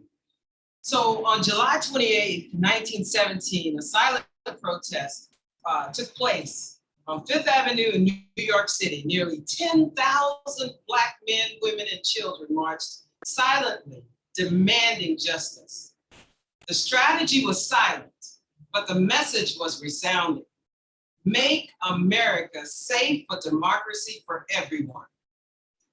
Unfortunately, we're still fighting for the same thing today in 2021. So why do we march? We march because by the grace of God and the force of truth, the dangerous hampering walls of prejudice and inhumane injustices must fall. We march because we want to make impossible a repetition of Waco, Memphis, and St. Louis by arousing the consciousness of the country and to bring the murderers of our brothers and sisters and innocent children to justice. We march because we deem it a crime to be silent in the face of such barbaric acts. We march because we are thoroughly opposed to Jim Crow cars, etc., segregation, discrimination, disenfranchisement, lynching, and the host of evils that are forced on us. It is time that the Spirit of Christ should be manifested in the making and execution of laws. We march because we want our children to live in a better land and enjoy fairer conditions than have fallen to our lot. We march in memory of our butchered dead, the massacre of honest toilers who were removing the reproach of laziness and thriftlessness hurled at the entire race. They died to prove our worthiness to live. We live in spite of death, shadowing us and ours. We prosper in the face of the most unwarranted and illegal oppression. We march because the growing consciousness and solidarity of race, coupled with sorrow and discrimination, have made us one, a union that may never be dissolved, in spite of shallow-brained agitators, scheming pundits, and political tricksters who secure a fleeting popularity and uncertain financial support by promoting the disunion of a people who ought to consider themselves one. We march.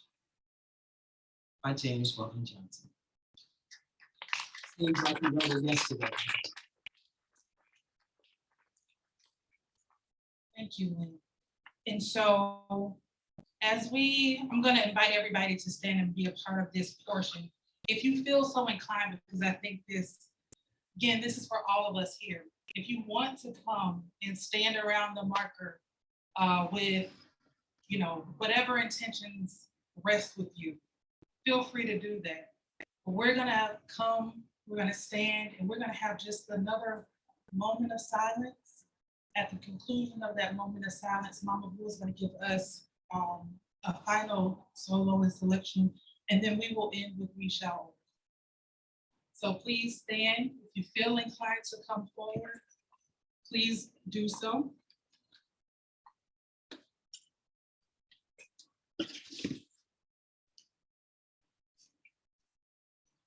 We will observe just a moment of silence.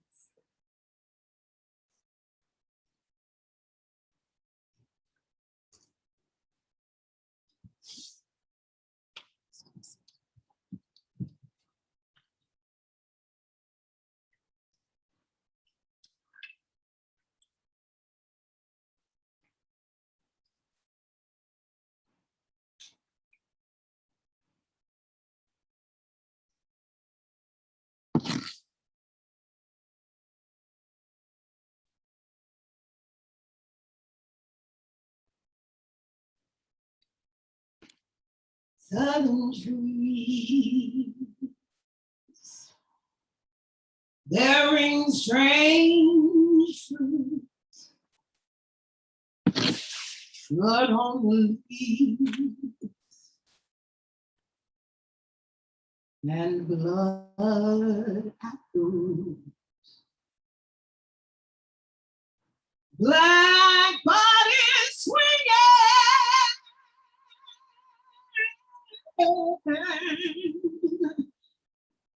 in the southern breeze,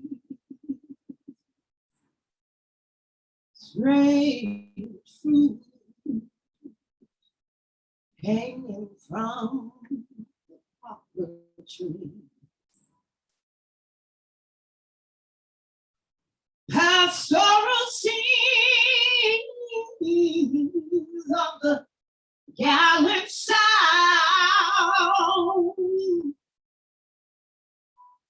big bulging eyes and the twisted mouth.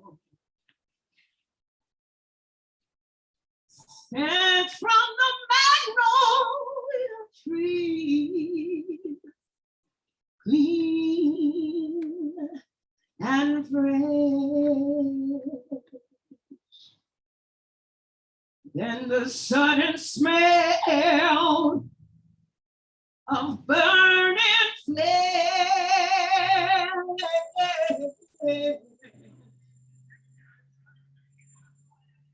Here is a fruit for the crows to pluck, for the rain to gather and the wind to suck, for the sun to rise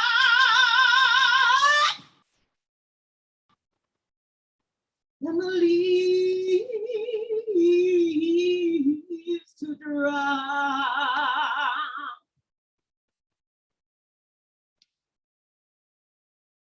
Here is a strange and bitter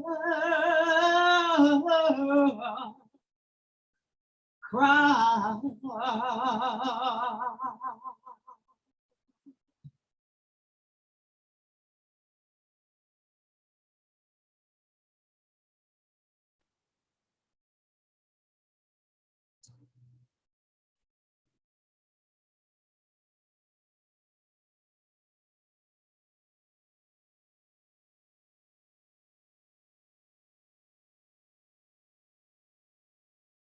Thank you all so much for this moment, and thank you, Mama Blue. You may have your seats.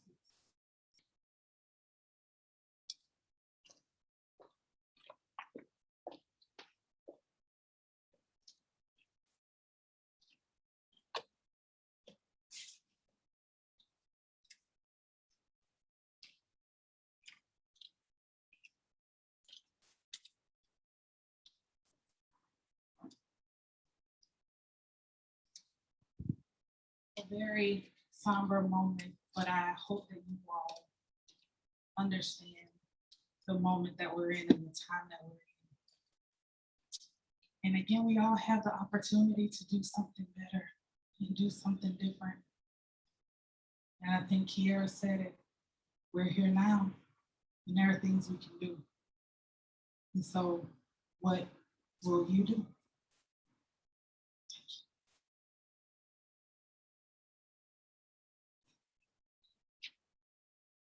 Oh, we shall overcome. We shall overcome. We shall overcome someday. Oh, deep in my heart, I do believe.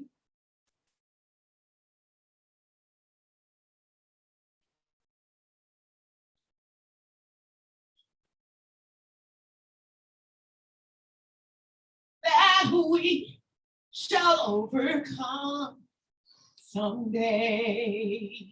If you know it, sing it with me, please. Okay. We'll walk hand in hand. Oh, we'll walk hand in hand.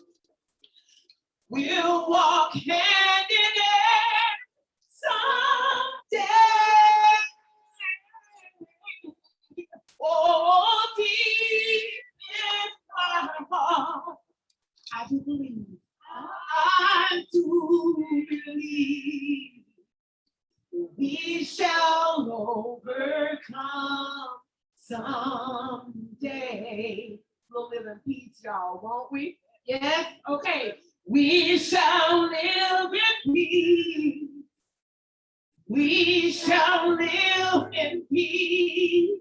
Oh yeah, we shall live in peace someday. Oh, deep in my heart, I do believe we shall overcome someday. Last time, y'all, say it with me, please. Everyone from the bottom of your heart, shout it to the heavens. We shall overcome. We shall overcome. Oh Lord, we shall overcome. Yes, someday. Oh, deep, deep in my heart, Lord knows I don't believe we shall overcome. Someday.